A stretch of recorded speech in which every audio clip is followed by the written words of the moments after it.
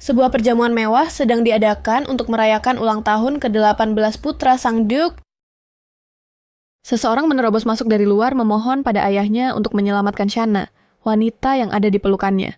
Beberapa menit yang lalu, Sang Duke diejek karena ketiga putranya sudah mencapai usia dewasa. Tapi putra bungsunya masih belum bangkit di perjamuan ini. Putra bungsu Duke tidak muncul, yang benar-benar membuat orang berpikir yang terburuk karena anak yang mengecewakan itu, dia harus menahan ejekan dari para pemuda sombong ini. Sang Duke menggunakan kesehatan buruk putra bungsunya sebagai alasan untuk tidak menghadiri perjamuan. Tapi tepat pada saat ini, dia benar-benar menerobos masuk memohon bantuan. Sang Duke frustrasi dengan putranya yang tidak ada kemajuan. Sementara Bliss sendiri tampaknya mengabaikan semua orang di sekitarnya. Dia hanya peduli pada wanita di pelukannya, sambil terus maju. Dia berkata bahwa Shanna telah berhenti bernapas, tapi pribadi Sang Duke tidak bisa menyelamatkannya. Sekarang dia hanya bisa memohon pada ayahnya untuk memanggil penyembuh keluarga. Harris. Sang Duke bertanya dengan dingin siapa itu Shanna. Pria di sampingnya mengingatkan bahwa dia adalah pemandu Bliss, seorang penyihir yang datang untuk membantu dalam proses kebangkitannya. Jadi itu pemandu tak berguna itu. Nadanya penuh dengan penghinaan. Putra yang tidak becus dan pemandu yang tidak becus. Jika lahir di keluarga dengan garis keturunan sihir, meskipun terlambat, seharusnya sudah bangkit sebelum usia 13 tahun. Semakin cepat seseorang bangkit, semakin kuat sihirnya. Tapi, apa yang bisa dilakukan dengan mudah oleh anak laki-laki berusia 13 tahun? Bliss masih belum bisa melakukannya di usia 18 tahun. Kebangkitan Bliss sangat terlambat. Harus dikatakan bahwa sebagian alasannya adalah ketidakbecusan sang pemandu. Sebenarnya, dia bisa saja mencarikan pemandu yang cakap dan berpengalaman untuk Bliss, tapi dia tidak melakukannya. Putra ketiganya, Bliss, memiliki darah rendahan yang tercampur di tubuhnya. Dia adalah satu-satunya kegagalan Sang Duke dan aib bagi keluarga. Pikirnya, kenapa anak ini yang biasanya tahu diri dan pendiam, tiba-tiba berulah? Jadi, ini semua karena pemandu itu, kalau dia mati, ya mati saja. Tinggal cari yang lain. Tapi Bliss tidak terima. Dia tidak bisa menahan diri untuk berteriak marah.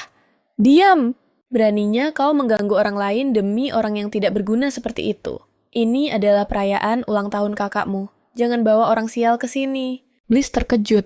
Dia hanya ingin menyelamatkan seseorang. Tapi ayahnya malah menyuruhnya diam. Mengatakan bahwa dia benar-benar tidak becus. Keluarga ini tidak punya orang sehina dirinya. Semua orang mulai bergosip tentangnya. Dia tidak bisa menahan diri untuk meminta maaf. Tapi tiba-tiba dia berhenti. Untuk apa aku harus minta maaf? Tidak ada yang kasihan padaku. Jadi, kenapa aku harus minta maaf pada orang lain? Perjamuan ulang tahun hari ini secara resmi diadakan untuk Michael dan Bliss. Tapi, Bliss bahkan tidak bisa mendekati aula perjamuan. Dia tidak pernah merasakan ketidakadilan. Rasa sakit, amarah, penolakan, frustrasi, dan rasa malu. Lagi pula, apalagi yang tersisa dalam hidupnya. Tapi dia harus menyelamatkan Shanna. Dia menyesali tindakan impulsifnya dan tidak bermaksud merusak perjamuan. Dia hanya ingin meminta bantuan. Dia tidak akan mengganggu ayahnya lagi. Dia hanya memohon pertolongan untuk yang terakhir kalinya. Tapi Sang Duke tidak mau mendengarkan. Dan menolak permintaan untuk segera memanggil penyembuh keluarga. Harris, apa dia pikir memanggil penyembuh itu semudah itu? Dia memerintahkan para penjaga, cepat bawa. Mayat itu pergi dan bakar. Bliss memberontak dengan keras. Tidak, dia belum mati. Melihat mereka akan menyentuhnya. Ekspresinya berubah. Dia berteriak, jangan sentuh dia. Dan kemudian sebuah kekuatan sihir yang dahsyat meledak darinya. Bahkan lampu gantung pun berayun dengan kencang. Para tamu ketakutan melihat pemandangan ini. Dan Sang Duke menatap tak percaya. Dia bangkit. Itu sihir, pembekuan pria yang baru bangkit hari ini benar-benar bisa menggunakan sihir pembekuan. Dalam skala besar seperti ini, seluruh aula perjamuan akan membeku. Dia menyuruh Bliss untuk berhenti. Bliss berkata dengan dingin, kau mau aku berhenti? Bagaimana dia bisa berhenti? Pemandunya sudah tidak bernapas lagi. Siapa yang bisa membuatnya berhenti? Suasana menjadi kacau balau. Sang Duke menyadari ini bukan kebangkitan biasa. Dia kehilangan kendali. Karena bangkit dengan cara yang tidak normal. Mana miliknya meledak seperti banjir, membuatnya kehilangan akal sehat, dan memasuki kondisi mengamuk. Para pemandu ada justru untuk menangani situasi seperti ini. Tapi sekarang, tidak ada pemandu yang bisa menghentikan amukannya. Dia memeluknya erat, terus memanggil namanya. Shaina, dalam dekapannya, sedikit berkeringat. Kenapa dia bangkit sekarang? Ini gila sekali. Bagaimana ini akan berakhir? Rencananya jelas sudah sempurna. Tapi, dia tidak menyangka Bliss akan mengacaukan segalanya. Karena kematiannya. Sebagai karakter sampingan, akan menyebabkan kebangkitannya. Ini adalah pertemuan pertama mereka. Novel aslinya mengatakan, Bliss tidak tahu apakah harus bahagia atau sedih karena pemandunya yang tidak kompeten mati saat berburu monster. Dia bertransmigrasi menjadi pemandu yang tidak kompeten itu. Yang mati di bab pertama novel aslinya. Kematian dan kelahiran kembali. Membuka mata dan melihat langit-langit yang asing. Dia tidak pernah berpikir akan benar-benar mengalami hal ini. Dia hanyalah seorang pembaca biasa yang menyukai novel dewasa. Dia harus mencari tahu dulu, dia bertransmigrasi menjadi siapa. Dia tidak bisa mengingat apapun. Tidak ada protagonis wanita yang mirip dengannya atau memiliki nama ini. Mungkin dia bukan protagonisnya. Bisa jadi seorang penjahat atau anak angkat yang dibuang saat putri kandung yang asli muncul. Dia masuk ke dalam novel yang pernah dia baca. Jadi, hari-harinya di masa depan pasti tidak akan mudah. Menurut cerita transmigrasi yang dia baca, tidak peduli menjadi karakter apapun, kau pasti akan terlibat dengan sang protagonis. Jika dia terlibat, dia bisa berakhir menderita seperti para protagonis wanita, dan pelayan di depannya ingin membawanya bertemu dengan tuan muda. Tempat ini cukup kumuh, sepertinya ini adalah villa pelatihan tuan muda ketiga, dan kopernya akan segera dipindahkan ke sini. Sang protagonis pria benar-benar sedang dalam pelatihan terpencil di sini. Dia cukup terkejut. Ini adalah pertama kalinya Shanna melihatnya. Rambut hitam legam seperti malam, pupil mata biru transparan, benar-benar sama persis. Dia adalah Bliss, protagonis pria dari novel itu. Yang dia baca, Bliss lahir di keluarga penyihir dan dibesarkan di bawah tekanan. Setelah pemandu yang tidak kompeten itu mati, dia bertemu dengan protagonis wanita sebagai pemandu barunya, dan akhirnya berhasil bangkit. Pemandu tidak kompeten itu adalah dirinya. Pantas saja dia adalah karakter yang mati di awal cerita. Itulah sebabnya dia tidak mengingat novel ini. Dia sekarang menyuruh Shanna untuk mencoba melakukan pemanduan. Shanna gemetar. Apa itu pemanduan? Pemanduan yang dia lihat di novel aslinya adalah sesuatu yang sama sekali tidak bisa dia lakukan. Itu tidak boleh, karena di novel aslinya, Bliss menggunakan pemanduan sebagai alasan untuk melakukan hal itu dengan sang protagonis wanita siang dan malam tanpa henti. Dan keduanya sepertinya masih di bawah umur. Jika mereka melakukannya, seperti di novel aslinya, itu akan menjadi bencana. Lebih baik saling mengenal dulu. Tapi saat mendengar Shanna mengatakan itu, ekspresinya menjadi dingin. Sambil mengumpat, dia jelas-jelas tidak mau mengajarinya. Dan dia masih sangat muda. Apa ayahnya benar-benar tidak bisa menemukan pemandu yang layak. Di IA mungkin baru saja mendapatkan sertifikasi dari asosiasi penyihir. Kakak-kakaknya punya pemandu berpengalaman di sisi mereka. Tapi pemandunya adalah seorang gadis yang usianya tidak lebih dari 3 tahun darinya. Mendengar itu, Shanna berpikir bahwa dia masih punya waktu 8 tahun sebelum mati. Bliss adalah anak haram dari Duke Hoff. Sang Duke membawanya karena percaya Bliss membawa darah berharganya. Tapi, Bliss tidak menunjukkan bakat sihir sama sekali. Maka sang Duke menganggapnya darah rendahan dan memperlakukannya seperti orang buangan. Jelas sekali, dia tidak bisa mengendalikan nafsunya sendiri. Dan berhubungan dengan seorang pelayan muda, meski begitu, dia tetap membenci Bliss yang tidak bersalah. Dia menyuruh Shanna untuk pergi. Dia tidak berguna dan tidak perlu berpura-pura menjadi pemandu. Shanna sedikit terkejut. Meskipun, dia tahu bahwa Bliss benar-benar putus asa sebelum bertemu dengan pemeran utama wanita di novel. Dia tidak menyangka Bliss akan menyerah pada segalanya. Begitu cepat, merasa sedikit kasihan padanya. Shanna memegang tangannya. "Kenapa tanganmu dingin sekali?" tanya Shanna. "Tolong, jangan menyerah. Butuh lebih banyak waktu dan energi untuk mencapai hal-hal besar daripada hal-hal kecil." Tapi bagaimana dia bisa begitu yakin? Shanna tersenyum dan berkata, dia yakin bahwa Bliss tidak boleh meragukan dirinya sendiri.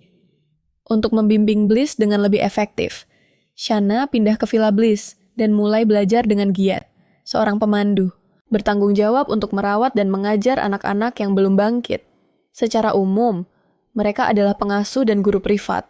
Semakin banyak pengalaman yang dimiliki pemandu, semakin tinggi nilainya. Jadi pemandu yang lebih tua dianggap lebih mampu. Beberapa keluarga mempekerjakan pemandu muda untuk lingkungan yang lebih nyaman. Tetapi Duke Hoff tidak mungkin mempekerjakannya. Karena alasan itu, sebenarnya pemandu pertama Bliss adalah Duke Hoff sendiri. Dia ingin secara pribadi memandu kebangkitan Bliss. Tetapi Bliss yang berusia 10 tahun tidak kunjung bangkit. Jadi, Sang Duke menyerah padanya lebih awal. Karena khawatir, dengan pendapat orang lain, dia menugaskan seorang pemandu untuk Bliss. Lagi pula, siapa yang mau mempekerjakan orang tidak kompeten sepertinya? Buku itu mengatakan bahwa pemandu mengalirkan mana mereka ke ujung jari untuk memancing reaksi mana dari orang lain. Ini adalah langkah pertama. Jadi, beberapa kontak fisik tidak bisa dihindari. Apa maksudmu dengan beberapa kontak fisik? Dalam ingatannya, cerita aslinya menunjukkan bahwa mereka melakukan jauh lebih banyak daripada sekadar beberapa kontak. Shanna mencoba memandu mananya sendiri, tapi tidak ada reaksi sama sekali.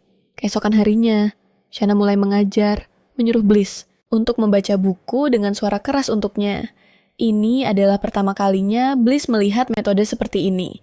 Shanna dengan cepat menyuruhnya untuk tidak berbicara, dan fokus bertarung dengan kemauannya sendiri. Dia benar-benar mendengarkan Shanna, dan mulai bermeditasi. Sebelum dia mempelajari metode membimbing yang benar, dia hanya bisa mengulur waktu dengan menyuruhnya bermeditasi. Dia merasa sangat bersalah, meskipun dia telah memikirkan cara untuk menghindari menjadi pemandu. Masalahnya adalah, dia menandatangani kontrak seumur hidup. Entah Bliss berhasil bangkit, atau dia mati dalam kecelakaan. Hanya ketika salah satu dari hal itu terjadi, dia bisa meninggalkan keluarga itu. Dia tidak mau berada di sisi Bliss terlalu lama, meskipun dia tampan dan menawan. Dia punya obsesi dan rasa posesif yang kuat terhadap pemeran utama wanita yang asli. Sang protagonis wanita adalah satu-satunya keajaiban dan penyelamat yang muncul dalam kehidupan Bliss yang menyedihkan, yang tidak akan pernah melepaskannya. Bahkan, dia mengukir sihir penanda di tubuhnya untuk melacak lokasinya. Sang protagonis menyadari bahwa dia tidak bisa lepas dari genggamannya dan benar-benar menyerah padanya. Menutup hatinya rapat-rapat di karya aslinya. Bliss bahagia, bahkan dengan protagonis wanita yang hanya cangkang kosong. Dan pada akhirnya, dia menemui ajalnya. Kalau dipikir-pikir lagi, romansa ini cukup menyedihkan jika dia bertemu dengan protagonis wanita nanti. Bliss mungkin akan menjadi seperti karakternya di karya asli. Untuk menghindari terlibat, dia harus menjauh. Selain itu, dia sedang menikmati kehidupan sihir yang bahagia, yang sama sekali tidak ada hubungannya dengan karya aslinya. Waktu bimbingan tiba, tetapi pelayan mengatakan bahwa tuan muda tidak menginginkan bimbingan hari ini, dan menyuruhnya untuk beristirahat. Ya, ekspresinya terlihat sangat murung hari ini, karena takut kebohongannya ketahuan. Shanna pun menanyakan alasannya. Ternyata tuan muda menerima pemilihan seorang wali hari ini, dan sedikit bingung. Bukan bingung, seharusnya itu adalah depresi. Shanna memutuskan untuk memeriksanya. Tidak ada orang dewasa yang baik di rumah ini. Sebagai orang dewasa, dia harus menawarkan sedikit penghiburan, sambil berpura-pura tidak tahu apa-apa. Shanna merasa sedikit bersalah. Dia mengetuk pintu, tetapi tidak ada suara sama sekali dari dalam. Dia berkata pada Shanna yang ada di luar, bahwa dia tidak ingin bimbingan hari ini. Suaranya terdengar menahan isak tangis. Protagonis pria ini, yang akan menjadi sangat obsesif di masa depan, ternyata juga menangis sendirian di kamarnya. Shanna mengatakan bahwa dia datang untuk memeriksanya, tapi dia tidak menjawab. Sampai Shanna menyinggung soal sang wali. Baru saat itulah, dia membuka pintu dan bertanya, apakah Shanna menganggapnya konyol? Dan mengira Shanna sedang mengejeknya. Dia tidak butuh perhatian dari orang sepertinya. Shanna pun marah mendengar itu. Apa maksudnya dengan orang sepertinya? Tapi Shanna bisa mengerti. Bagaimanapun juga, inilah lingkungan tempat dia dibesarkan. Dia ingin membuktikan bahwa dia berbeda dari orang-orang di kehidupannya. Dia mengatakan bahwa dia hanya khawatir padanya dan memintanya untuk mencoba memahami posisinya. Tapi dia tidak bisa mengerti dan tidak peduli dengan perasaan Shanna. Dia benar-benar tidak peduli padanya sedikit pun. Tapi Shanna masih harus mengajarinya selama beberapa tahun ke depan. Jadi dia akan tetap berusaha. Tapi dia hanyalah seorang karakter sampingan. Kehadirannya sangat tipis di kehidupan sebelumnya. Apakah dia orang yang sama di kehidupan ini juga? Saat Shanna meragukan dirinya sendiri, Bliss mengatakan bahwa dia mengerti apa yang Shanna katakan. Dia menarik napas dalam-dalam dan mempersilakan Shanna masuk. lalu menjelaskan mengapa dia menolak bimbingan hari ini. Dia merasa frustrasi dengan walinya. Shanna mengatakan dia juga ingin melihatnya. Dan Bliss pun setuju. Bentuk kehidupan yang lahir dari tumbuhan dan hewan melalui penyerapan mana. Para wali secara pribadi memilih penyihir yang akan menjadi tuan mereka. Mereka hanya melayani satu tuan seumur hidup mereka. Dan ketika tuannya meninggal, mereka akan kembali ke pelukan alam. Dipilih oleh wali yang kuat adalah sebuah kehormatan besar bagi seorang penyihir. Di antara saudara-saudaranya, dialah yang pertama kali mendapatkan seorang wali yang seharusnya menjadi hal untuk dirayakan. Tetapi wali di hadapannya sangat mengecewakan. Sungguh, ini adalah wali yang sangat memalukan. Gara-gara ini, Sang Duk kehilangan wibawanya dan semakin membencinya, dan saudara-saudaranya juga ikut mengejeknya. Tapi, karena sudah membaca karya aslinya, Shanna tahu bahwa bola bulu ini tidak lain adalah naga putih salju. Tubuhnya seputih salju, dengan pupil mata seperti mutiara hitam. Di bawah sinar matahari, sisik naga itu memancarkan kilau yang indah. Dan mengiringi ketampanannya adalah kekejamannya yang tak kenal ampun. Sebagai seorang penjaga, dia sudah lama sekali tidak menampakkan diri. Dan makhluk yang hampir legendaris ini ternyata memilih Bliss. Pasti karena kemampuan curangnya kalau saja Bliss tahu dia tidak akan sedepresi itu. Shanna berbalik dengan malu, sambil memuji kalau penjaganya itu sangat imut dan pemberani. Bliss kaget mendengarnya. Apa? Jangan-jangan itu yang sebenarnya dia pikirkan. Tolong jangan katakan hal-hal seperti itu. Tiba-tiba, Shanna mendengar suara aneh yang memanggilnya penyihir kecil. Dia pun bertanya pada Bliss, apakah dia juga mendengarnya? Tapi Bliss terlihat sama sekali tidak tahu apa-apa. Suara itu lalu berkata bahwa tuannya tidak bisa mendengar suaranya. Ternyata itu adalah suara penjaganya. Shanna kaget karena penjaganya benar-benar bisa berbicara dengannya dan ingin bicara berdua saja. Awalnya Shanna mau pura-pura tidak tahu. Tapi si penjaga bilang, ini menyangkut keselamatan tuannya. Mendengar itu jantungnya langsung berdebar kencang. Bliss hanya mendengar si penjaga merengek terus dan mengira dia sedang sakit. Shanna mengelus kepalanya dan bilang kalau tubuhnya agak dingin. Dia lalu memberitahu Bliss kalau dia akan merawat penjaga itu baik-baik. Lalu membawanya pergi. Shanna membawanya mandi, tapi si penjaga punya banyak sekali permintaan. Dia mau airnya jadi hangat setelah dia masuk. Seketika airnya berubah menjadi hitam. Awalnya Shanna mengira itu adalah sihir kuat yang keluar dari tubuhnya. Tapi si penjaga bilang, itu adalah sisa-sisa alam Shanna. Sangat kaget. Jangan-jangan itu lumpur. Shanna refleks langsung menjauh darinya. Sambil mendengarkannya menyombongkan diri sebagai naga seputih salju, dan bagaimana tidak akan ada yang berani meremehkannya lagi. Shanna tahu semua itu, tapi dia tetap harus pura-pura setuju. Alasan si naga memilih Bliss adalah karena sihirnya yang sangat kuat. Tapi ada satu masalah dengan tuannya. Mana milik tuannya? Saat ini dalam keadaan tersegel sempurna. Ini pertama kalinya Shanna mendengar hal seperti itu. Sihir Bliss ternyata dalam keadaan tersegel. Makanya, dia tidak bisa mendengar si naga seputih. Salju bicara Shanna, selama ini mengira pemandu yang tidak becuslah yang menyebabkan kebangkitan Bliss terlambat. Tapi segel mana itu pada akhirnya akan terbuka, karena dia akan bertemu dengan sang protagonis wanita dalam beberapa tahun lagi. Dan bangkit. Shanna tidak perlu khawatir soal itu. Tapi, si naga seputih salju bilang kalau hal ini dibiarkan begitu saja. Dia mungkin tidak akan pernah bangkit sampai mati.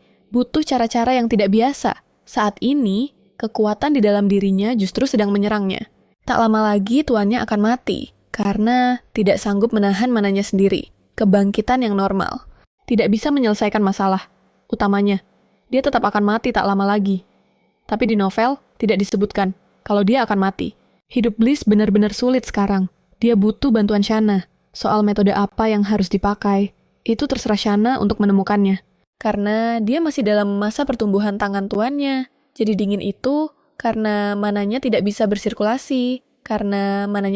bersirkulasi. Dan mana itu menumpuk di tubuhnya ini membawa dampak buruk baik secara mental maupun fisik, terlebih lagi tuannya.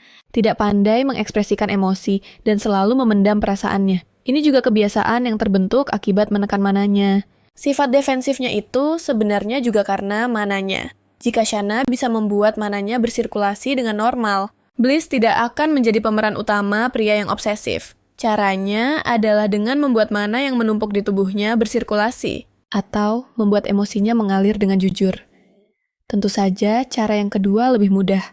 Ini seolah menyuruh Shanna untuk menggunakan metode kedua Jika tuanmu menjadi pandai dalam mengekspresikan emosinya, itu pasti akan membantu pelepasan mana. Selain itu, tubuh tuanmu sangat dingin sekarang.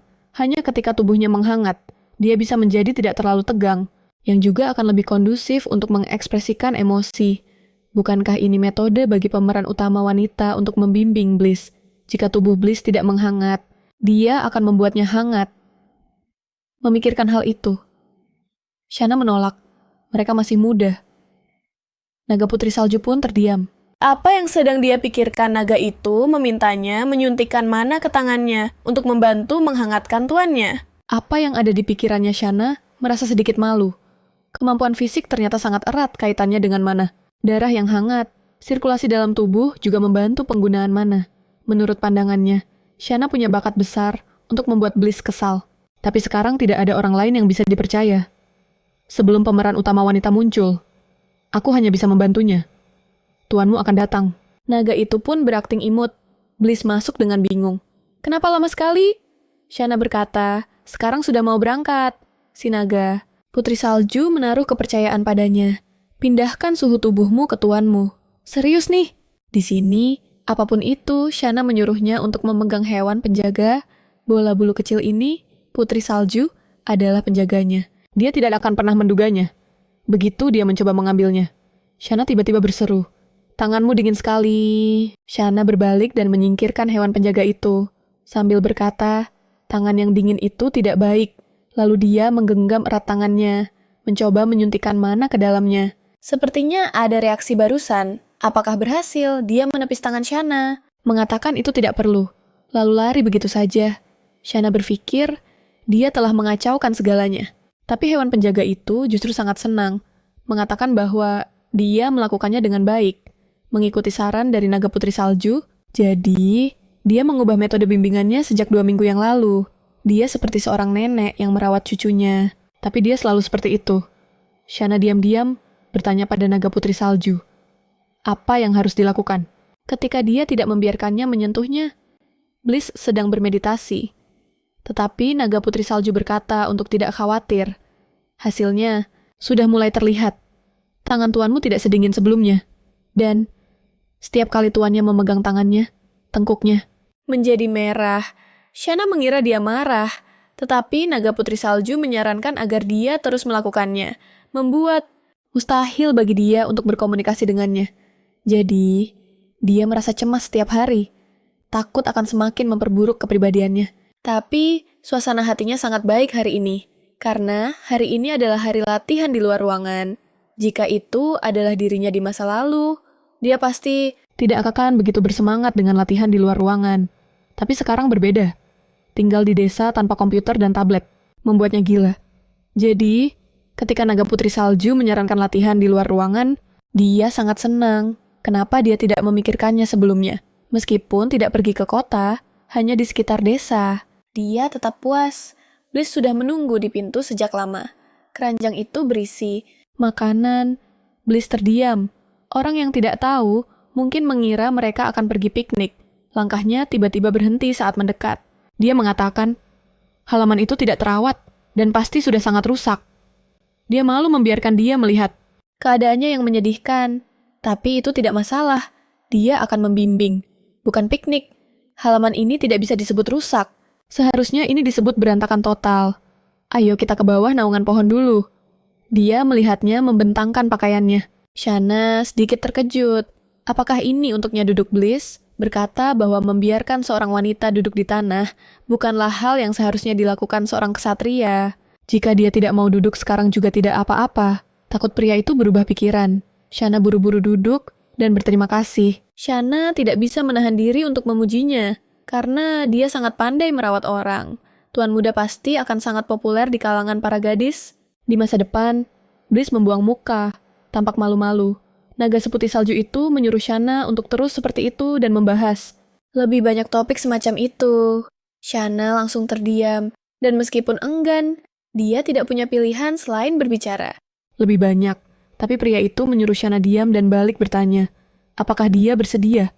Jika bertemu pria yang baik dan jatuh cinta, Shanna menjawab ya, dan dia akan segera menikah, tidak membiarkan wanita lain merebutnya. Tapi ekspresinya menjadi sedikit tidak menyenangkan. Dia pikir Shana tidak bisa meninggalkan desa ini. Dia telah menandatangani kontrak. Dan jika dia tidak bangkit, dia tidak punya cara untuk pergi. Mereka akan terjebak di sini dan dilupakan oleh semua orang. Dia sudah meramalkan ini sejak lama. Meski begitu, dia masih memikirkan pernikahan. Bagaimana bisa dia mengatakan hal seperti itu? Dia percaya, dengan pesimis, bahwa dia tidak akan pernah bangkit. Memiliki pemikiran negatif seperti itu sungguh menyedihkan. Tapi dia tidak akan tertular olehnya. Dia bilang bahwa pria itu pasti akan bangkit. Dan dia akan menemukan pria tampan dengan tubuh yang bagus. Bliss kehabisan kata-kata. Bagaimana bisa dia mengatakan hal-hal vulgar seperti itu dengan begitu terbuka? Shana menyuruhnya menghentikan topik ini. Sekarang, dia harus mulai membimbing. Setelah selesai, Shana menyuruhnya makan beberapa biskuit. Begitu dia memakan biskuit itu meledak di mulutnya. Dia sampai tersedak dan bertanya, apa yang dia lakukan pada biskuit itu? Shana berkata dengan gembira bahwa itu bukan hal aneh, karena biskuit adalah makanan biasa dengan rasa hambar. Dia mencoba sihir sederhana. Dia merasa Shana sedang mengejeknya. Shana dengan cepat menyangkal, mengatakan bahwa dia hanya membuat lelucon kecil. Orang-orang dari tempat dia berasal, semuanya menyukainya. Dia memakan satu untuk menunjukkan bahwa rasanya masih enak. Lain kali, dia bisa meningkatkan intensitasnya. Bliss merasa sedikit tergugah bahwa dia seperti seorang mutan. Benar-benar tidak pada tempatnya di desa ini. Dan dia sedang memegang mahkota bunga. Sesuatu yang tidak akan pernah dia pakai. Bahkan jika harus mati, Shana sangat terkejut. Apa dia pikir mahkota bunga ini untuknya? Dia benar-benar salah paham. Karena sudah begini, Shana akan menuruti kemauannya dan membiarkannya mencoba. Dia berteriak dengan marah kepada Shana bahwa benda itu lebih cocok untuknya. Shana langsung bingung, tidak tahu apakah pria itu sedang memuji atau memarahinya. Wajah Bliss memerah karena malu. Meskipun dia berkata begitu, Shana tetap mengatakan ingin memakaikannya pada tuan muda. Rambut tuan muda seperti langit malam, matanya seperti lautan yang bercampur dengan warna bumi. Itu akan sangat sempurna. Tepat saat Shana akan memakaikannya padanya, Sang Duke muncul. Mengetahui mereka berdua telah meninggalkan desa, dia datang untuk memeriksa. Dia tidak menyangka mereka berdua sedang tertawa dan bercanda. Bliss bangkit dan terus meminta maaf. Tapi Sang Duke tidak menerima permintaan maafnya dan tidak mengizinkan. Dia memanggilnya ayah. Bliss tidak pernah membantah. Dia sangat patuh, karena betapa kerasnya Sang Duke biasanya padanya yang membuat anak itu hanya bisa meminta maaf padanya. Shana maju, mengatakan bahwa Sang Duke salah paham. Mereka hanya sedang berlatih. Kemampuan merasakan mana di alam. Mereka hanya sedang istirahat sejenak, tapi Sang Duke tidak percaya. Mahkota bunga itu juga bagian dari latihan di luar ruangan, menaruh mahkota bunga di kepalanya. Itulah yang sedang dia ajarkan. Shana hendak membalas ketika Bliss memegang tangannya. Melihat ekspresinya, sang protagonis tidak mengatakan apa-apa lagi. Dia meminta maaf kepada ayahnya, mengatakan bahwa ini tidak akan terjadi lagi. Sang Duke menyuruhnya untuk tidak membawa. Rasa malu lagi bagi keluarga. Lalu pergi. Sekarang hanya mereka berdua yang tersisa. Dia bilang, semua ini tidak berguna, jadi jangan lakukan hal-hal yang tidak berarti seperti itu lagi. Shana tidak tahu harus berkata apa lagi. Setelah dilarang keluar oleh Sang Duke, Bliss mengalami demam tinggi. Jangankan keluar dari villa, dia bahkan tidak bisa meninggalkan kamarnya sendiri. Cerita aslinya tidak menyebutkan bagian ini. Jadi ini pasti bukan penyakit yang serius. Masalahnya ada pada para pelayan itu, baik di kediaman utama maupun di villa. Semua pelayan mungkin tidak ingin membuat Sang Duke tidak senang dan tidak mau terlibat dengan Bliss. Mereka tidak bisa merawatnya dengan baik. Shana harus secara aktif memeriksa semuanya. Shana pergi menanyakan kondisinya. Jelas-jelas tidak baik. Tetapi Duke Hoff tidak mau memanggil seorang penyembuh.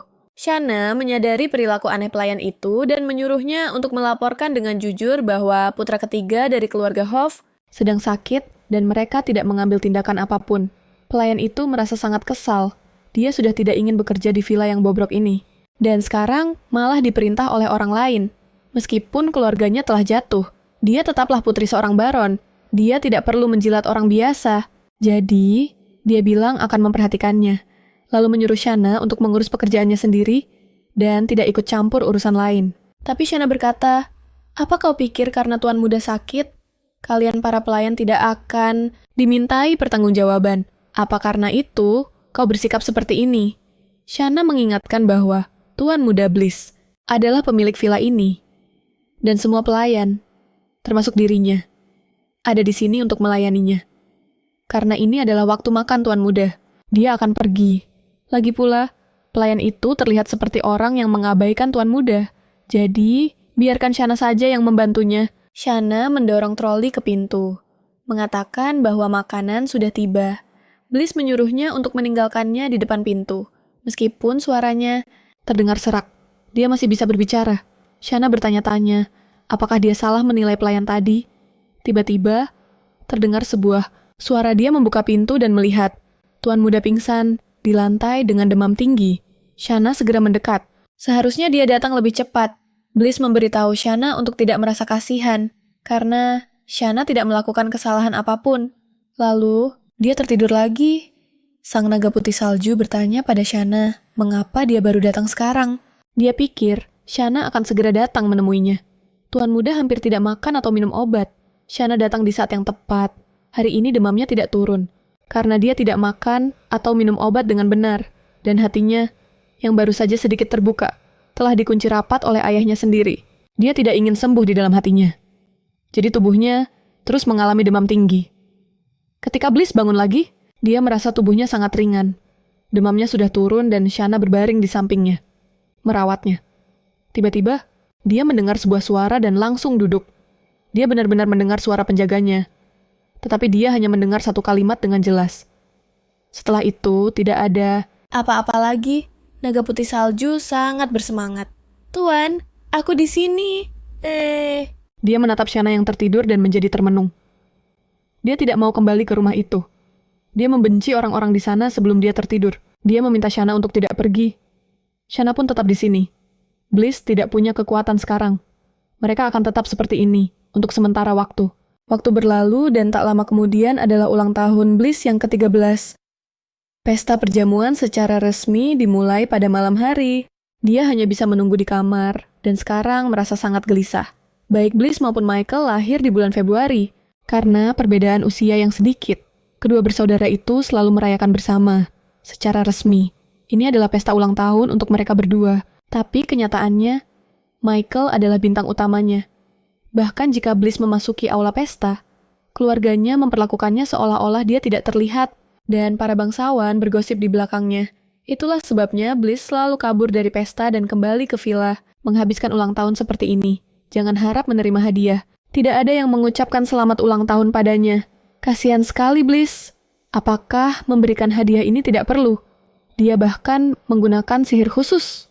Malam ini, dia berencana memberikan hadiah ulang tahun dan kembali. Tidak ada seorang pun di dalam kamar. Dia takut Bliss pergi ke pesta perjamuan. Karena naga putih salju mengatakan bahwa dia telah memulihkan sedikit mana. Dia berencana untuk memeriksa aula pesta, tapi tidak ingin keluarganya menyadarinya. Sebenarnya, dia juga penasaran ingin melihat seperti apa kedua saudara Bliss itu. Melihat dari jauh seharusnya sudah cukup, tapi dia berhenti di pintu masuk dan diminta untuk menunjukkan undangan. Tidak bisa masuk tanpa undangan. Shana tidak punya pilihan selain memberikan namanya. Akhirnya mereka mengizinkannya masuk. Begitu Shana masuk, mereka mengumumkan identitasnya dengan lantang di pintu. Aula pesta menjadi hening. Dia sengaja mengatakan itu untuk membuat masalah baginya. Shana menatap tajam sambil mengertakkan gigi. Akhirnya, berhasil menghindari tatapan para bangsawan. Cepat temukan Bliss, berikan hadiahnya, dan pergi. Tapi di mana dia? Sebuah suara di sampingnya bertanya, apa yang sedang dia lakukan? Membuatnya kaget. Pria itu bertanya, mengapa Shana ada di sana? Melihat sikapnya yang acuh tak acuh. Ini pasti kakak kedua Bliss. Michael, Shana menjawab dengan jujur bahwa dia hanya sedang mencari seseorang. Hanya bangsawan yang boleh masuk ke sini. Dia dan Bliss tidak boleh masuk. Shana ingin pergi, tetapi Michael menghalangi jalannya. Ini bukan tempat di mana kau bisa masuk dan keluar sesuka hati. Kau harus menyerahkan hadiah itu. Dia merebut hadiah untuk Bliss langsung dari tangan Shana. Dan itu adalah sarung tangan, barang murahan yang bisa kau temukan di mana saja. Tapi sihir telah dirapalkan padanya. Dia mengancam Shana untuk mengungkapkan sihir apa itu. Shana sangat kesal, sampai ingin memukulnya. Tetapi, dia harus tetap rasional sekarang. Tatapannya dingin saat melihat Shanna tidak mau bicara. Dia sepertinya ingin melahap Shanna. Tepat saat, dia akan bertindak. Seseorang muncul untuk menghentikannya. Saat melihat kakak laki-laki tertuanya, Michael melimpahkan semua kesalahan pada Shanna. Henry mengabaikan Michael dan menyapa Shanna. Dia melihat situasi sulit Shanna dan berbicara untuk membelanya. Tapi Shanna tetap diam. Dia tidak boleh meninggalkan kesan yang terlalu dalam pada Henry. Di permukaan, Henry sepertinya tidak melakukan apapun terhadap Bliss. Tetapi sebenarnya, dia sangat membenci dan mengabaikannya. Setelah Bliss bangkit, dia tersiksa oleh rasa rendah diri yang mendalam dan sangat ingin menyingkirkan Bliss. Kemudian, untuk menghancurkan Bliss, dia bersekongkol dengan Pangeran Fabian. Jika Michael adalah preman desa, maka Henry adalah dalang kejahatan terorganisir, dan Pangeran Fabian adalah bos kejahatannya. Bagaimanapun, menarik perhatian para penjahat ini tidak membawa keuntungan apapun. Dia masih harus mengurus dirinya sendiri dan hanya bilang kalau ini semua cuma salah paham. Di bawah tatapan tajam Henry, Michael mengembalikan sarung tangan itu pada Shanna. Lalu dia pergi menemui ayahnya. Henry mengingatkan Shanna bahwa setelah insiden ini, dia tidak boleh lagi datang ke sini.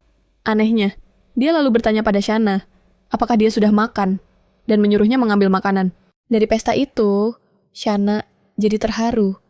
Apa jangan-jangan dia sebenarnya orang baik? Shanna awalnya berniat mengambil makanan itu. Tapi saat dia berbalik, dia sadar ekspresi pria itu sangat aneh. Kenapa dia menatapnya seperti itu? Sebenarnya, Shanna merasa sedikit malu. Tapi karena sudah terlanjur diambil dan dia juga memang lapar, siapa sangka semua orang di sekitarnya malah mengejeknya dan memanggilnya pengemis. Mendengar itu membuatnya sangat marah. Mengumpat dalam hati kalau Henry itu bajingan. Dia pasti sengaja melakukan ini. Rasa malu dan marahnya semakin memuncak. Dia pikir pria itu pasti sengaja melakukannya, apalagi dengan ekspresi anehnya tadi.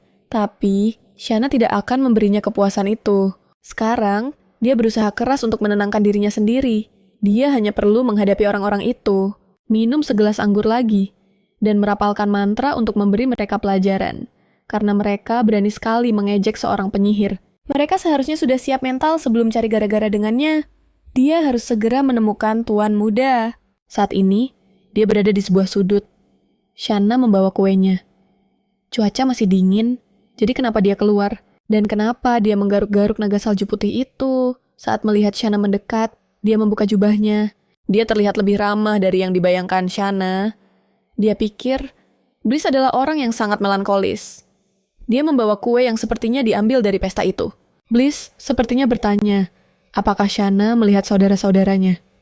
Jadi dia buru-buru membuat alasan. Mengatakan kalau dia tidak melihat mereka.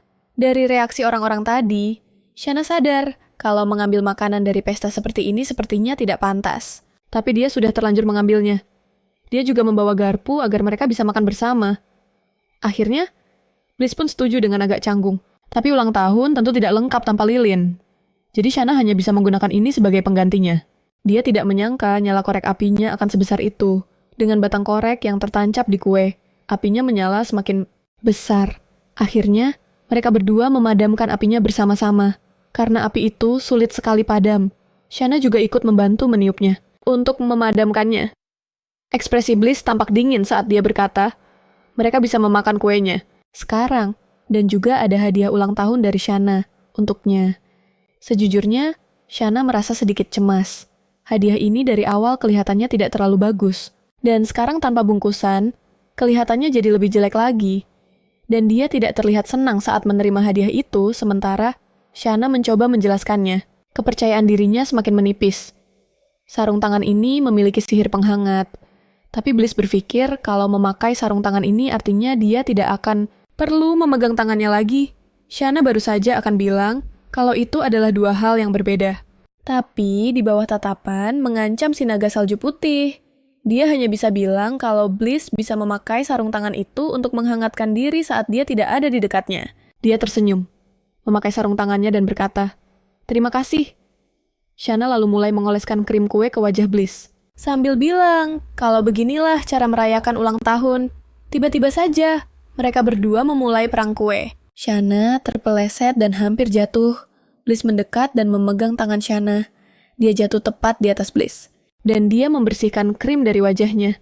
Dia tidak bisa menahan tawa melihat Shan. Di sana, ini juga pertama kalinya dia melihatnya begitu bahagia. Ini pertama kalinya dia melihat tuan muda tertawa. Tapi dia akhirnya mengucapkan kalimat klasik itu. Saat dia bahagia, tangannya juga menjadi hangat. Jika dia ingin mengubah kepribadiannya, dia harus membiarkannya berubah secara alami dari dalam. Ekspresi Bliss menjadi murung. Dia selalu tersenyum, begitu polos dan baik hati. Jadi dia tidak cocok untuk tempat ini.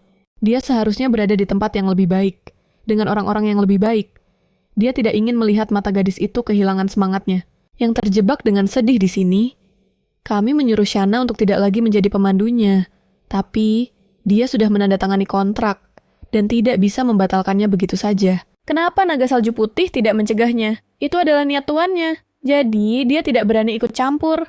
Meskipun ini adalah kesempatan bagus untuk berhenti menjadi pemandu Bliss, dia tidak mau berhenti seperti ini. Dan jika dia benar-benar pergi, dia akan terluka. Jadi, Shanna menolaknya. Bliss sedikit terkejut. Mengira Shanna tidak mengerti maksudnya. Tentu saja dia mengerti maksudnya. Tapi dia tidak akan berubah pikiran. Tuan muda hanya perlu menjadi seperti dirinya. Dia harus mendengarkannya baik-baik, bertemu dengan protagonis wanita dari novel dan hidup bahagia. Jadi, dia pasti akan mengubahnya. Musim semi akhirnya tiba, tapi Shanna tidak menyukainya. Dia berharap musim dingin kembali. Shanna, yang awalnya menyukai musim semi, mulai membenci musim semi sejak tahun lalu. Bliss genap berusia 16 tahun. Mulai dari usia itu, dia harus berpartisipasi setiap tahun dalam kompetisi berburu monster yang diselenggarakan oleh keluarga Hoff. Sebagai pemandunya, Shanna juga harus ikut serta. Meskipun disebut kompetisi, kompetisi berburu monster sebenarnya lebih merupakan kegiatan pertahanan. Saat cuaca menghangat, para monster menjadi aktif. Jadi, keluarga bangsawan mengadakan kegiatan untuk mengurangi ancaman. Sebenarnya, sebelum berpartisipasi, Shanna cukup bersemangat. Dia benar-benar tidak menganggapnya serius. Jadi, saat Bliss dan anggota keluarga memimpin jalan, Shanna berada di belakang rombongan, membantu para pelayan memetik tanaman herbal. Monster itu tiba-tiba muncul di hadapannya. Telinga Shanna hampir tuli. Dia sangat ketakutan sampai hampir pingsan. Langsung berpikir bahwa hidupnya akan berakhir seperti ini. Kita menitendina. Untungnya, para kesatria yang mengejar monster dari belakang segera mengambil tindakan darurat, menyelamatkan nyawanya. Karena insiden itu, baik Shanna maupun Bliss diejek untuk waktu yang lama. Hari itu meninggalkan trauma psikologis pada Shanna dan membuatnya sadar bahwa jika terus seperti ini, dia pasti akan mati seperti di cerita aslinya. Dia akan mati saat Bliss pergi berburu monster pada usia 20 tahun. Jadi dia harus memalsukan kematiannya sebelum itu. Bliss sudah berusia 17 tahun ini, tersisa sekitar 3 tahun. Meskipun sudah banyak waktu berlalu, dia masih belum menemukan cara yang aman untuk pergi. Dia harus segera menemukan berbagai metode. Dia benar-benar sudah tumbuh besar. Bliss, saat berusia 13 tahun, terlihat cemerlang dan rapuh. Hatinya sangat mudah terluka pada waktu itu, yang benar-benar membuat orang merasa kasihan. Tapi Bliss yang sekarang, setelah melewati rasa sakit pertumbuhan yang tak terlupakan, telah mencapai tinggi badan kakaknya. Saat Bliss menyuruhnya untuk tidak menjadi pemandunya, dia seharusnya berhenti. Dia bisa tumbuh sendiri, dan dia tidak berubah sama sekali. Tuan muda seharusnya bertanya, apakah kata-kata itu masih berlaku sekarang? Apakah dia akan mengakuinya lagi? Tapi Shanna terlalu pengecut untuk bicara. Dia sudah tumbuh begitu besar sekarang. Dan Shanna hanya bisa menatapnya dari bawah. Dia hampir lupa bahwa Bliss akan terluka dalam kompetisi berburu monster di usianya yang ke-17.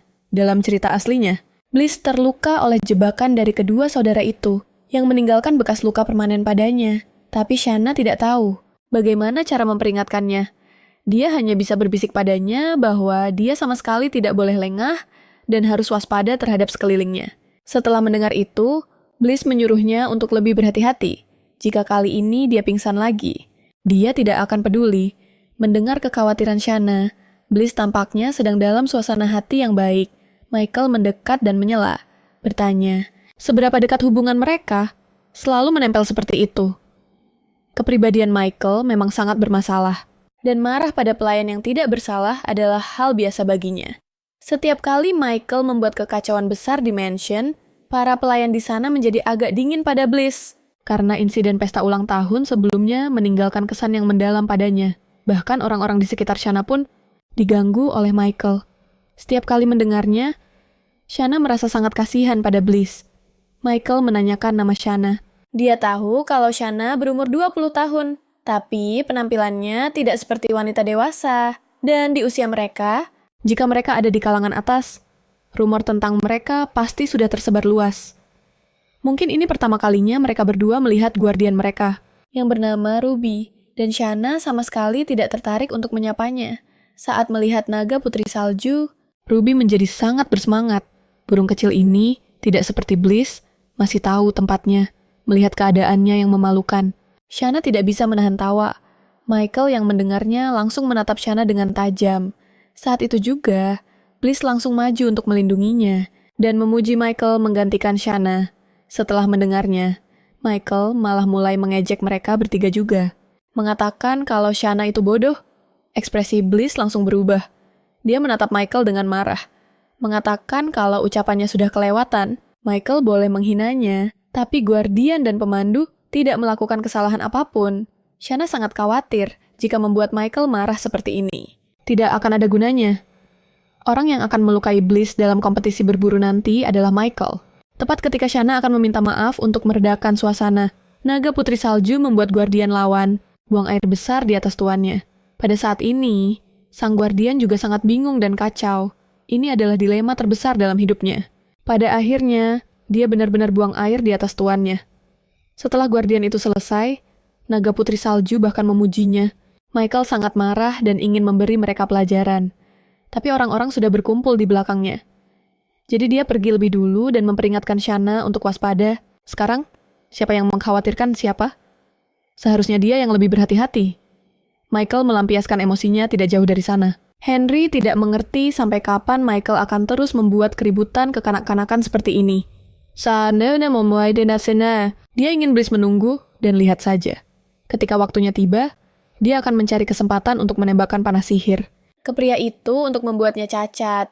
Tapi Henry berkata bahwa Michael masih tidak tahu cara membuat orang itu. Merasa takut, menembakkan panah padanya itu sia-sia. Targetnya seharusnya wanita itu, yang sedang di usia emasnya, 20 tahun. Bekas luka dari panah sihir akan membuat seorang wanita jauh lebih menderita daripada seorang pria. Itulah takdir mereka. Seperti biasa, ini adalah Gunung Pelfoot, para penyihir, ksatria, dan anggota keluarga Avon berjalan di depan. Mereka berburu monster dan mengamankan zona aman. Para pelayan hanya memetik tumbuhan obat di kedalaman Gunung Pelfoot. Dia juga seorang penyihir, dan seharusnya dia berjalan di barisan depan. Tapi keluarga tidak mau bergantung pada kekuatannya. Bahkan, jika Bliss tidak bisa menggunakan sihir, pria itu tetap berada di depan. Jadi, Shanna hanya perlu menjaga dirinya sendiri. Dia belum pernah melihat orang yang berjalan di belakangnya. Dia mendengar dari seorang teman bahwa orang itu adalah seorang apoteker yang dikirim oleh keluarga Schneider, yang akan tinggal di sini selama beberapa tahun. Memang normal jika ada penyembuh atau ksatria dari keluarga lain dalam perburuan monster. Jadi, kehadiran orang asing di sini bukanlah hal yang aneh. Sudah biasa bagi keluarga sekutu untuk saling membantu sementara waktu. Tapi, dia belum pernah melihat seseorang tinggal selama beberapa tahun untuk menawarkan bantuan seperti ini. Keluarga Schneider sepertinya benar-benar ingin membangun hubungan baik dengan keluarga Avon. Shanna belum pernah mendengar nama yang mereka sebutkan.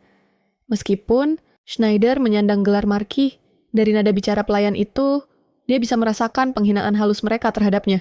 Tapi sekarang, dia tidak punya waktu untuk membantu orang lain dan sebaiknya hanya mengurus dirinya sendiri. Meskipun berpikir begitu, dia tanpa sadar berjalan ke sisi orang itu. 5 menit yang lalu, mereka terus berjalan ke pedalaman, pegunungan. Tapi dia semakin menjauh dari kelompok utama. Dia mendekat ke sisinya, mengatakan bahwa lebih baik tidak meninggalkan kelompok dan menyuruhnya mendekat. Shanna menyapanya dengan ramah dan memperkenalkan diri. Pria itu sedikit ragu mendengarnya. Setelah beberapa saat, dia berkata bahwa namanya Noah, murid dari Markis Schneider. Dia terlihat sangat naif. Keduanya mengobrol dengan menyenangkan. Mereka adalah rekan yang akan berburu bersama dan harus menjadi kekuatan satu sama lain. Dia agak pendiam.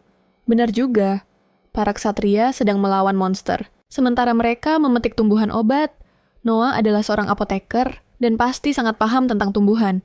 Tapi dia sangat rendah hati, dengan mengatakan bahwa dia masih memiliki banyak kekurangan. Tentu saja dia akan bekerja keras untuk membantu keluarga. Memiliki seorang apoteker di dekatnya benar-benar membuatnya merasa tenang. Senyum Shana sedikit mengejutkannya. Shana menundukkan kepala, melihat sejenis bunga untuk pertama kalinya. Karena sangat penasaran, dia ingin memetiknya. Pria itu dengan cepat menghentikan Shana, mengatakan bahwa bunga itu, sebelum menyelesaikan kalimatnya, dia sadar sedang memegang pergelangan tangan Shana. Dia buru-buru mundur selangkah, meminta maaf. Atas ketidaksopanannya, ternyata dia menghentikannya karena bunga itu beracun. Bunga itu, yang disebut mimpi iblis, hanya membutuhkan sedikit saja untuk menyebabkan halusinasi dan membuat orang lupa akan rasa sakit. Berfungsi seperti obat penghilang rasa sakit. Tapi, jika seluruh bunga digunakan sebagai obat, itu akan membuat orang dalam keadaan mati suri. Bahkan napasnya nyaris tidak terasa. Jika seseorang jatuh dalam keadaan mati suri, halusinasi akan hilang, dan kesadaran penuhnya akan menyaksikan tubuhnya mati perlahan. Jika tidak terlalu lama dalam keadaan mati suri, racunnya masih bisa dinetralkan. Ini persis seperti yang dibutuhkan Shana. Dia dengan cepat memikirkan rencana pelarian yang sempurna. Batalkan kontrak setelah dia ditemukan dalam keadaan mati suri. Lalu minum penawarnya tepat waktu. Ini benar-benar rencana yang sempurna. Tapi bagaimana cara meminum penawarnya menjadi masalah baru. Baru memikirkannya saja. Dia perlu menjadikan kepala tabib Duke sebagai kaki tangannya. Tapi bagaimana cara menyuap tabib itu adalah masalah yang sulit. Dia bertanya-tanya, apakah orang seperti itu akan muncul secara dramatis? Orang di depannya ini mungkin pilihan yang bagus. Meskipun, walaupun dia bukan dokter kepala, dia adalah seorang apoteker dari keluarga penyembuh dan bisa membuat penawar racun. Pria itu kelihatannya cukup ramah padanya. Ini adalah kesempatan yang bagus. Wanita itu pun memegang tangannya, memanggilnya sang penyelamat. Bisakah pria itu menjadi temannya? Noah tidak mengerti kenapa wanita itu bertanya seperti itu. Tapi kemudian teringat sesuatu, dia pun setuju. Dia tidak menyangka masalah ini akan selesai semudah ini. Beberapa waktu lalu, dia memang ditugaskan oleh Cal untuk melakukan sesuatu. Cal menyebut tentang pemandu Bliss, karena tahu betapa luar biasanya kemampuannya. Keluarga Schneider telah mengalami kemunduran, dan bakat seperti milik Bliss tidak seharusnya terkubur begitu saja. Pertama, dengan pergi ke sana untuk menemui pemandu Bliss, dan mendekatinya. Dia tidak pandai dalam hal ini. Sungguh tidak pandai. Tapi mungkin saja gadis itu yang akan mendekatinya. Cal akan menjelaskan apa yang harus dilakukan selanjutnya. Setelah hal itu terjadi, dia hanya bisa mengikuti perintah tuannya. Semuanya berjalan lancar. Seorang pelayan datang mendekat, mengatakan bahwa tuan muda membutuhkan bantuannya. Shaina khawatir sesuatu telah terjadi. Jadi dia berencana untuk pergi mencarinya. Ternyata tidak ada apa-apa yang terjadi padanya. Dan dia bahkan tidak tahu kenapa Shaina ada di sana. Keduanya sama-sama bingung dengan apa yang sebenarnya sedang terjadi. Dia menduga ini adalah ulah pelayan Mikael. Mikael pun memanfaatkan kesempatan untuk mendekat. Berpikir bahwa tidak ada penyihir yang bisa melindunginya. Lagi pula, dia hanya ingin menyuruh pemandunya melakukan hal-hal yang simpel, yaitu menggunakan sihir pemurnian. Monster adalah makhluk yang merepotkan, hidup menyusahkan, mati pun sama saja. Membutuhkan penanganan yang tepat untuk mencegah gas beracun mencemari tanah di sekitarnya.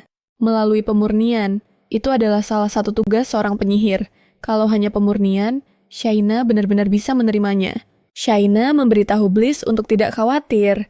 Sebelum pergi, pria itu tak lupa menyebutkan bahwa tidak ada monster tingkat tinggi atau yang muncul di sini. Mungkin monster tingkat menengah telah berevolusi menjadi tingkat tinggi Shaina sampai kehabisan kata-kata. Pria itu benar-benar suka menakut-nakuti orang. Bliss menyuruh Shaina untuk tetap di sisinya. Shaina pun menjawab tentu saja.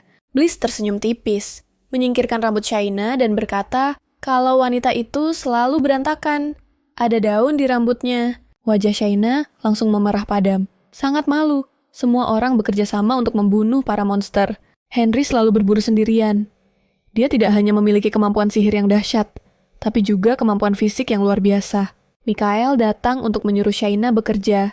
Dibandingkan dengan Henry, jumlah monster yang berhasil dia tangkap sangatlah menyedihkan.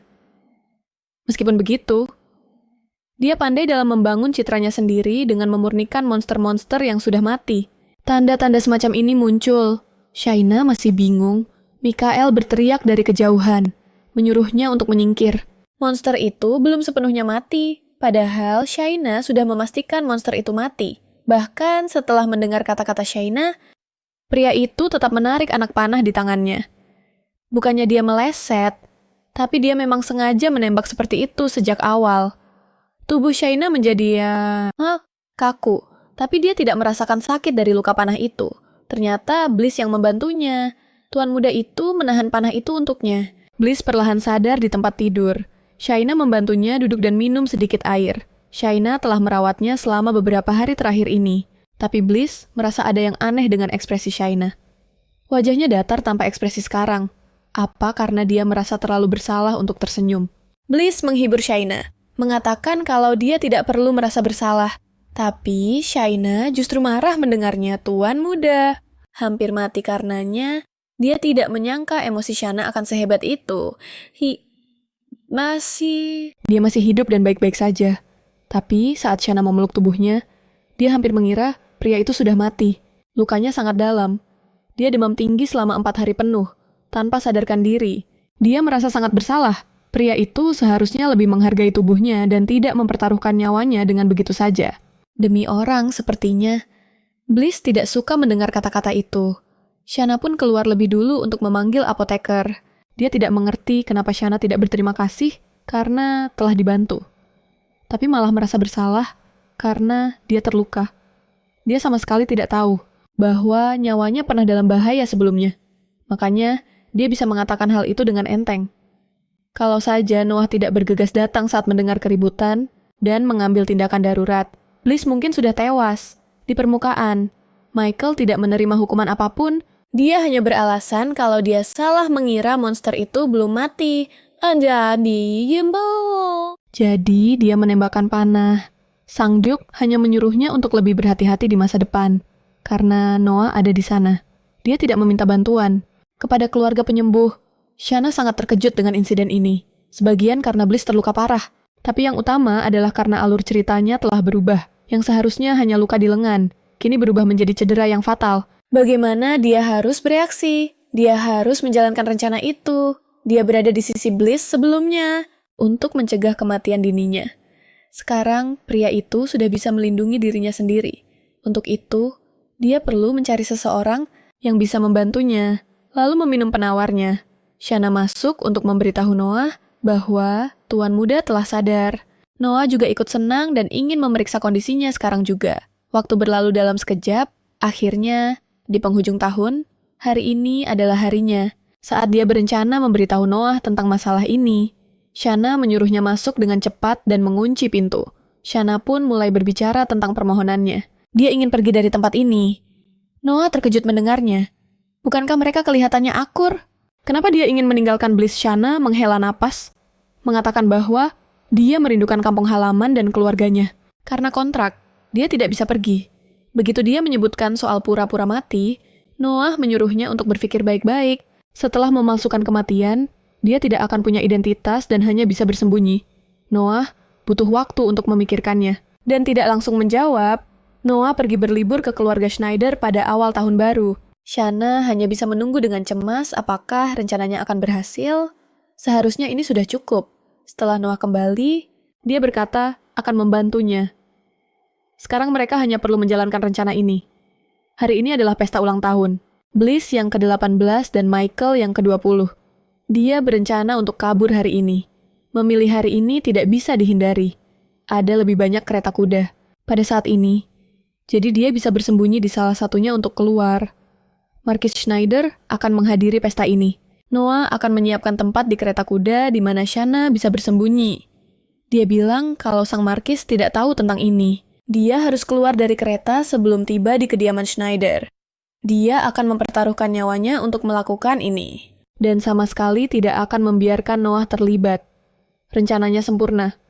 Noah akan mengumumkan kematiannya, mengurus jenazahnya, secara pribadi, lalu memberinya penawar racun dan menyembunyikannya di kereta Marquis Schneider. Dengan keuntungan memiliki sihir, dia akan diterima di mana saja dan bisa menghidupi dirinya sendiri. Tapi memikirkan untuk pergi, dia masih merasa sedikit murung. Shanna mendekat dan mengatakan padanya bahwa dia tidak harus menjadi pemandunya, karena dia akan bisa merasakan manusia secara alami. Dia sangat kesal mendengar kata-kata Shanna. Pada saat itu, Shanna dengan lembut melepaskan tangannya, dan mundur selangkah naga seputih salju pun muncul, berkata, dia sedang memasuki masa pubertas. Kepribadiannya menjadi semakin aneh. Sudahlah, dia baik-baik saja. Pesta di luar sana sangat meriah. Shanna duduk sendirian di ruang tamu. Minum semangkuk teh ini, lalu tunggu obatnya bereaksi. Tepat pada saat itu, Blisse mengetuk pintu. Karena tidak ada jawaban, dia mendorong pintu, mengira Shanna sedang tidur, sejak dia menahan panah untuknya. Dalam kompetisi berburu monster itu, sikap Shanna padanya memang sedikit berubah. Apakah karena rasa bersalah? Dia benar-benar berada di antara hidup dan mati. Karena Shanna, jika dia benar-benar mati, kehidupan Shanna mungkin akan hancur berantakan. Seorang pemandu tidak kompeten yang gagal membantu majikannya bangkit di usia 17 tahun. Dan terlebih lagi, pemandu ini telah membuat majikannya tewas. Rumor seperti itu akan membuat orang lain lupa bahwa dia pada dasarnya adalah orang yang punya kekurangan. Bagaimanapun juga, dia bisa sepenuhnya mengerti mengapa insiden itu membuat Shanna merasa begitu bersalah dan terbebani padanya. Dia mungkin ingin pergi sejak saat itu. Jika dia ingin pergi tanpa memberiku kesempatan untuk menahannya, maka dia akan bersikap sangat baik padaku terlebih dahulu. Sama seperti ibunya, Ibu Bliss selalu pucat dan tanpa ekspresi sebelum mengirim Bliss pulang ke Gav, dia akan menyiapkan makanan lezat untuknya dan memakaikannya pakaian katun yang tebal. Tidak peduli apa yang Bliss katakan, dia akan tersenyum cerah padanya. Bagi Bliss, itu adalah kebahagiaan yang turun dari surga. Bliss mudah tenggelam dalam kebahagiaan seperti mimpi, tanpa curiga sedikit pun. Padahal ketika dia menyuruhnya pergi sebelumnya, dia dengan keras kepala berkata akan tetap di sisinya. Tapi sekarang dia malah ingin pergi. Sejak lama, dia sudah menyerah pada harapan akan kebangkitannya. Dia tidak ingin Shanna pergi atau berganti ke pemandu lain. Dia memanggil nama Shanna, tapi gadis itu tidak merespon sama sekali. Tiba-tiba, dia menyadari ada yang tidak beres dan segera memanggil orang di luar untuk memanggil kepala tabib. Dia meletakkan tangannya di bawah hidung Shanna. Jari-jarinya tidak merasakan hembusan napas hangat, hanya detak jantung yang lemah. Dia memeluk Shanna, berpikir kalau gadis itu tidak akan mati. Tabib datang, melihatnya sekilas lalu menggelengkan kepala. Tepat saat itu Noah mendekat. Setelah memeriksa denyut nadinya, dia mengatakan hal yang sama. Nona Shanna sudah meninggal. Mendengar itu, dia menggendong Shanna sambil berteriak kalau gadis itu masih bisa diselamatkan dan berlari ke aula perjamuan. Hal ini memicu serangkaian kejadian. Setelah Marquis Schneider tiba dan memperkenalkan diri, dia berkata, bisa memeriksanya. Biar aku singkirkan dulu aura dingin dan menusuk ini, kok. Kalau terus begini, bagaimana jika jantung wanita malang itu sampai membeku? Katanya lagi, saat Shanna sadar, dia tahu semuanya benar-benar kacau. Rencananya telah gagal. Dan begitu dia duduk, Noah sudah ada di sampingnya. Dia tidak menyangka Noah ada di sampingnya. Hal itu membuatnya kaget dan dia hampir saja mengeluarkan rentetan umpatan tak berujung di depannya. Noah terus meminta maaf pada Shanna, karena sebenarnya dia juga tidak menyangka semuanya akan berakhir seperti ini. Kemalangan seperti ini memang sudah ditakdirkan sejak wanita itu memintanya untuk membantu menjalankan rencananya. Gurunya menyuruhnya untuk membantu Shanna. Dia awalnya berencana untuk unjuk gigi di pesta ulang tahun dan menyelamatkan Shanna di saat yang tepat, yang bisa menjadi kesempatan bagus untuk menarik perhatian Bliss. Dia tahu kalau Noah itu baik hati, untuk tujuan ini mereka harus lebih teguh dari siapapun. Melihat wajahnya yang pucat, Shanna mengira dia menyalahkan dirinya sendiri dan segera menghiburnya agar tidak merasa bersalah. Lisa masuk saat itu, melihat Shanna sudah sadar. Noah bangkit untuk pergi diam-diam. Apakah dia benar-benar orang yang menjadi gila setelah kematian wanita itu? Melihatnya duduk di sampingnya, Shanna terbatuk dan memberinya selamat atas kebangkitannya, lalu bertanya bagaimana perasaannya. Dia tidak bisa menggambarkannya dengan jelas dan meminta Shanna mengulurkan tangan, lalu mengalirkan mana ke tangannya. Tangan mereka bersentuhan. Dia langsung menautkan jemarinya dengan jemari Shanna dan berkata dengan cepat.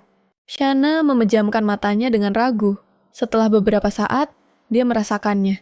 Jadi seperti ini rasanya. Dia berhasil. Shana juga sangat senang. Tiba-tiba pria itu menarik Shana ke dalam pelukannya.